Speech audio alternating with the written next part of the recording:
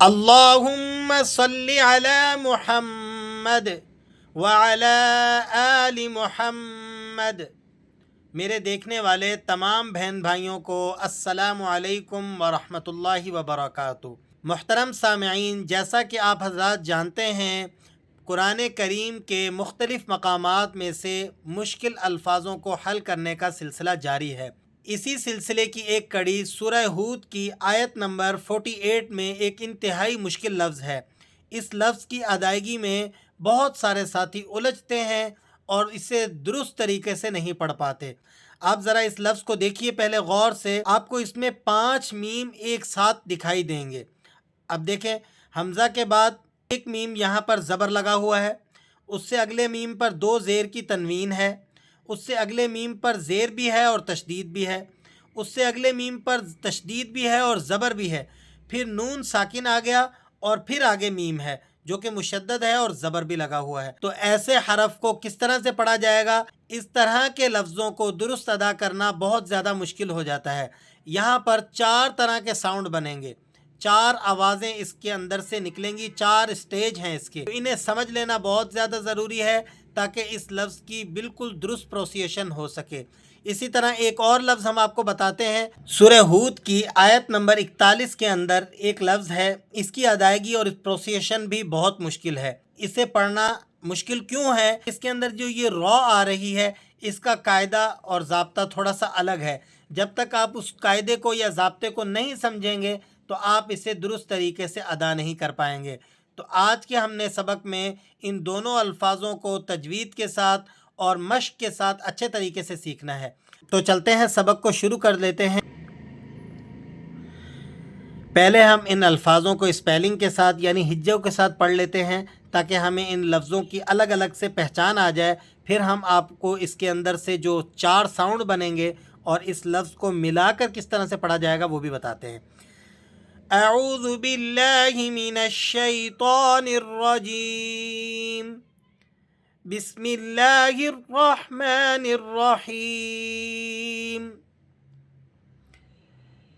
وعلی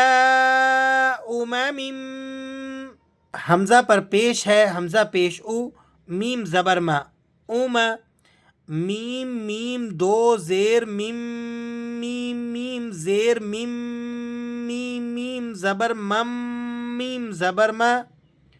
اب یہاں یہ پہلا جو میم ہے اس کو آپ نے الگ سے پڑھنا ہے کیونکہ سیکنڈ میم پر تشدید نہیں ہے، یہ دونوں الگ ہو جائیں گے۔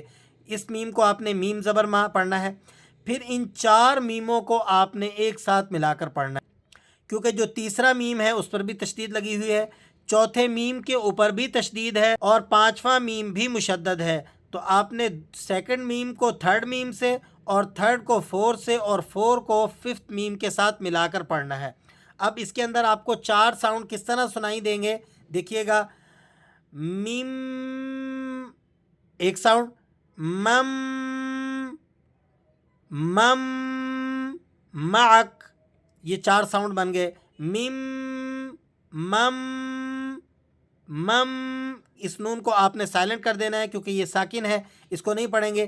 چوتھے میم کو آپ نے 5ویں میم کے ساتھ ملا کر پڑھنا ہے، مم، پھر معک، معک، میم کو عین سے ملائیں گے تو 4 طرح کے ساؤنڈ اس ایک لفظ سے نکلیں گے۔ وَعَلَىٰ أُمَمٍ مِّمَّن مَّعَكَ، وَعَلَىٰ أُمَمٍ مِّمَّن مَّعَكَ، اس طرح سے اس لفظ کو پڑھا جائے گا۔ امید کرتا ہوں آپ کو اس لفظ کی درست پروننسیشن سمجھ میں آ گئی ہوگی۔ اب چلتے ہیں ہم اپنے سیکنڈ ورڈ کی طرف جس کی ہم نے آج کے سبق میں اصلاح کر لینی تھی۔ یہ دوسرا حرف بھی سورہ ہود کی آیت نمبر 41 میں ہے۔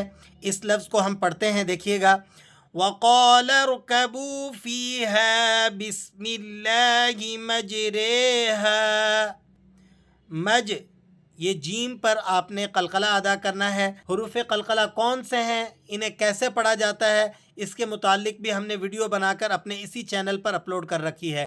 5 حروف قلقلہ کے ہیں۔ جب یہ ساکن ہوتے ہیں تو ان کی آواز کو آپ نے منہ کے اندر ذرا گھما کر پڑھنا ہوتا ہے، مج رے ہا، مج۔ اب یہ جو را ہے اس را کو آپ نے ذرا سا سمجھ لینا ہے. یہ را اس کے نیچے کھڑی زیر ہی ہے. اسپیلنگ کے ساتھ اگر ہم اسے پڑھیں اور جس طریقے سے لکھا ہوا ہے اگر ایسے ہی ادا کریں تو پھر یہ غلط ہو جائے گا. دیکھیں کس طرح، میم جیم زبر مج، را کھڑی زیر ری، مجری. اگر ہم اس طریقے سے اس کو پڑھتے ہیں، اسے سادے طریقے سے پڑھ لیں تو تب یہ غلط ہو جائے گا. ہم یہاں پر کیا کر لیں گے، امالہ کر لیں گے، اور امالہ کرنے سے کیا ہوگا، اب یہ را بن جائے گی امالے کی را. میم جیم زبر مج، را کھڑی زیر امالے کی، مج رے. ہا الف زبر ہا، مج رے ہا، مج رے ہا. آپ نے را کو کھڑی زیر امالے کی، را کھڑی زیر امالے کی. یہ را کھڑی زیر کون سی ہے، امالے کی. یوں آپ نے کہہ دینا ہے، مجریہا. وقال ركبوا فيها بسم الله مجريها ومرساها. اس طریقے سے اس لفظ کو پڑھا جائے گا. امید کرتا ہوں اللہ کریم سے آج کے جو دونوں مقامات ہیں ان کی اصلاح اچھے طریقے سے سمجھ میں آ گئی ہوگی. اگر آپ کو اس سبق سے فائدہ ہو تو ہمیں کامنٹ باکس میں اپنی قیمتی آراء سے لازمی مطلع کیا کریں. کوئی مقام آپ کو نہ سمجھ میں آئے تو اس پر بھی ہمیں ضرور مطلع کریں، اس کی نشاندہی کریں.